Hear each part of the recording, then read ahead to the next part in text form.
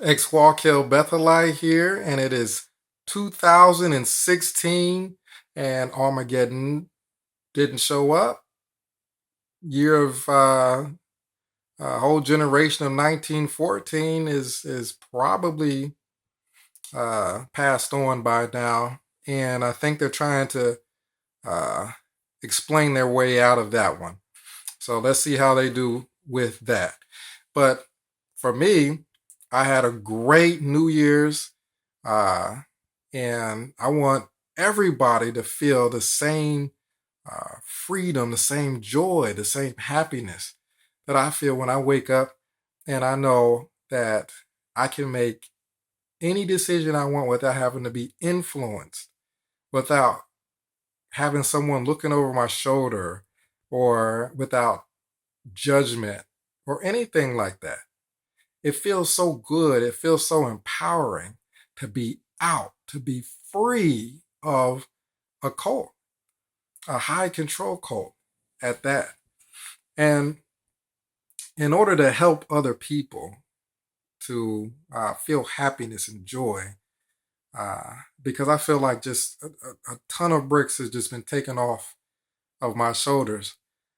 I want to get my contact info out again. And, my email is bethelite7 at yahoo.com. Go ahead and send me an email. It's BETHELITE, the number 7, at yahoo.com. Go ahead and try to contact me on Skype. My Skype is MARCUS 15973. That's Marcus 15973. We can Skype each other, and I can tell you how wonderful it is, and try to help out with anything. And a contact number is 937 607 5085. That's 937 area code 607 5085. Go ahead and send me a text message, because if I see a number and I don't recognize the number, I may or may not answer, depending on how busy I am. But just send me a text, let me know you're going to call, and we'll chat. We'll talk about everything. And I got my friends to help me out with this, because the question really is, how do you get people not just out of the organization, but to stay out and not go back to that madness, that insanity? And I've got a few friends that want to give their thoughts, and I have those written down here for you. And let's get started here with Amy. Let's see what Amy has to say. It says, I'd say more research. It's a real good point, because the more a person knows about the organization, the harder it is to go back. Let me read the whole thing for you. It says, I'd say more research.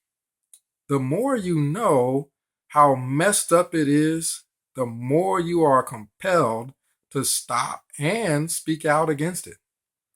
Beyond that, I'd say learning how wonderful life is and how short it is.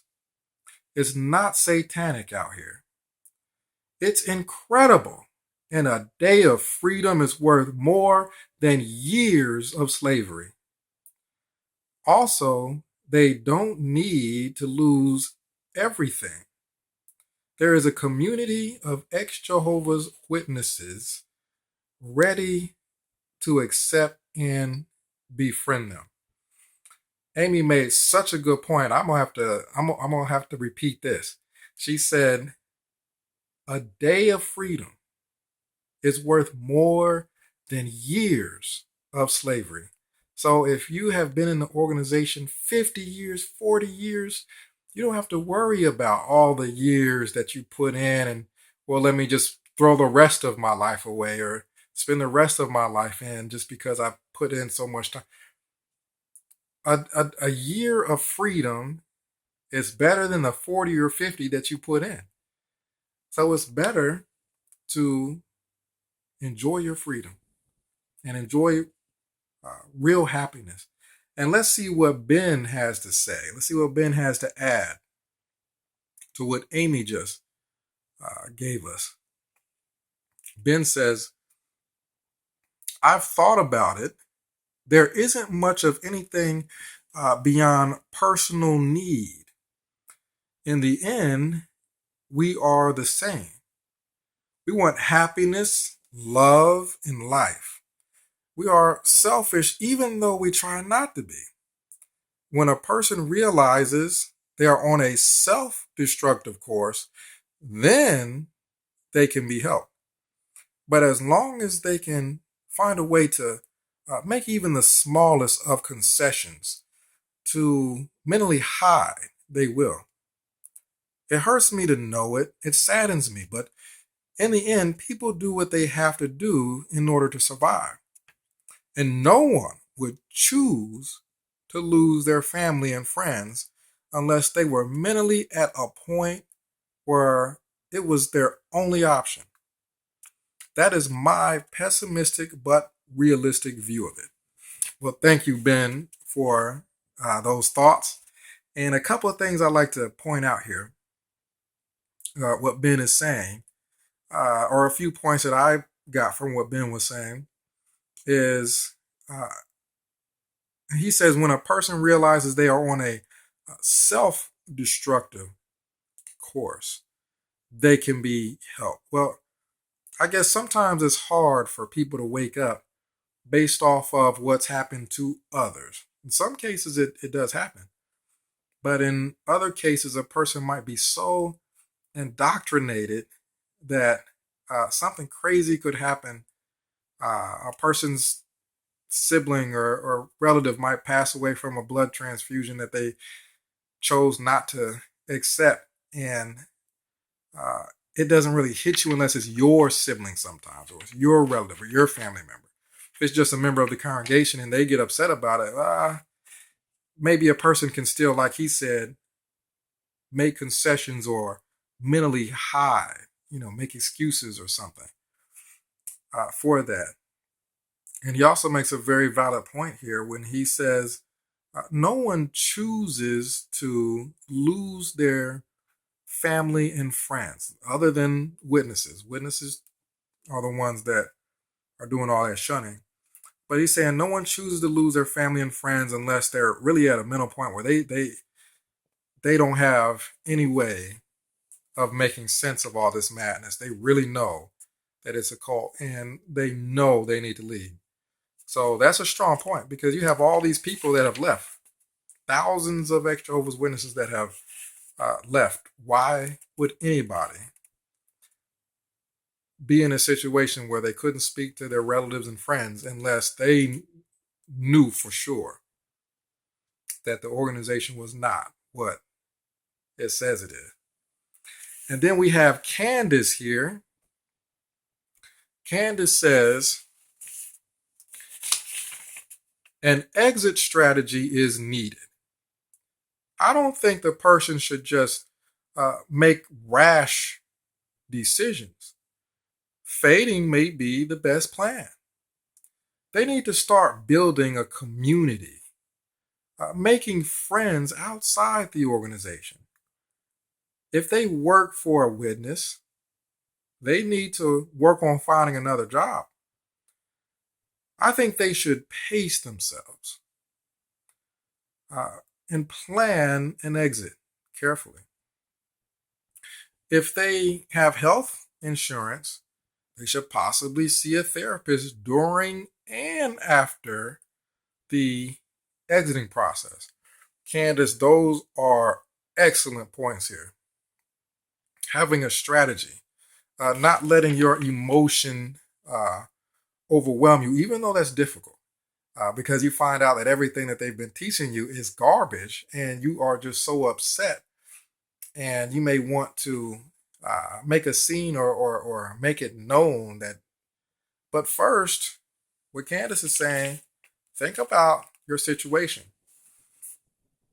Have a strategy, have an exit strategy, because some people may be living with relatives that are witnesses.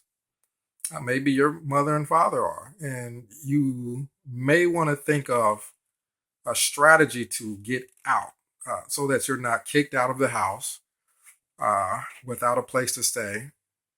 Uh, and if you're working for a witness, you might want to think about that.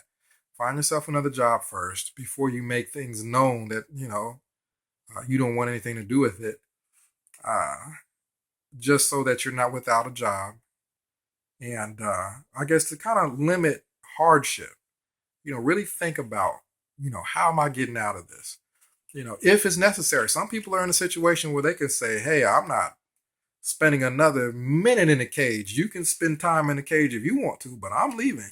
They're in a situation where they can do that, and that's great. But if you're not in that situation, you want to think about, okay, what's the best course of action here? And also, she makes a good point where she says, if you got health insurance, uh, see about getting a therapist, and that's perfectly normal. It does not mean you're crazy or anything like that. It's normal when you're coming out of a cold to see a therapist. That's just mental health. That's just mental health there, and to do it during and after the exit process, to continue with therapy. We also have Owen here. Owen says, there is nothing they could do to get me to return to the Kingdom Hall. I made my decision very carefully. Once you've pulled Santa's beard off, you can't believe it anymore. It's about personal integrity.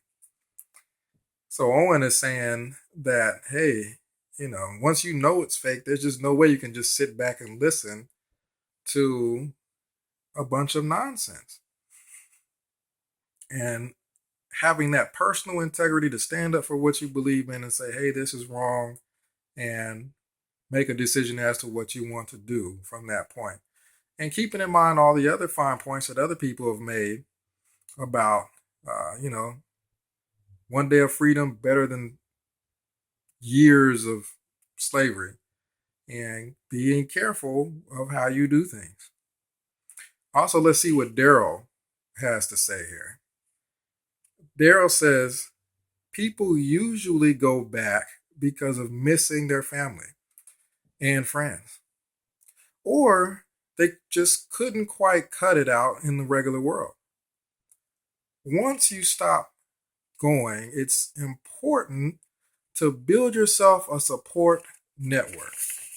It's very difficult to stay away from the organization without a replacement support structure. And that is a very good point, because people that find themselves out of the organization, and they may struggle to adjust, they may feel the pressure to return if their whole family and all their friends are in, and they run into a couple of bumps in the road. That could add pressure for them to return. But again, being smart and building a network of support, making friends at work, making friends, wherever you may want to do that, and that will definitely help. And that you got on Facebook. If you're on Facebook, there's a group called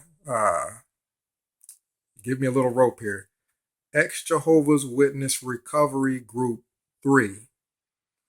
And that's a good place to talk to people about what's going on and get some advice about what you should do. And also just to meet new people, make some friends. And really, when you think about it, you just want to keep things in perspective. because, the organization isn't everything. There's 7 billion people on the planet. Not just Jehovah's Witnesses, though. They're not the only ones you can talk to. Jehovah's Witnesses aren't the only ones interesting to talk to. There are 7 billion people on the planet. That means there's plenty of other people to fill in for, your quote unquote conditional friends or family that are still in 7 billion people. I think we can find some people that we have things in common with, and we can make some new friends with that large a pool of people out there. And then there's thousands of organizations. You're not out there with nothing to join. There's thousands of different organizations to join. If you're religious, there's plenty of churches. There's plenty of religious organizations. If you're not religious, there's tons of organizations that don't center around any kind of religion. There's plenty of things out there, plenty of organizations. There's not just Jehovah's Witness, not just Jehovah's organization, quote unquote, but there's thousands of other organizations.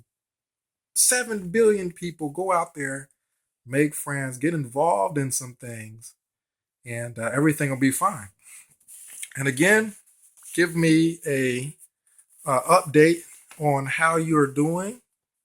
There are several ways to contact me. One is email at bethelite7@yahoo.com.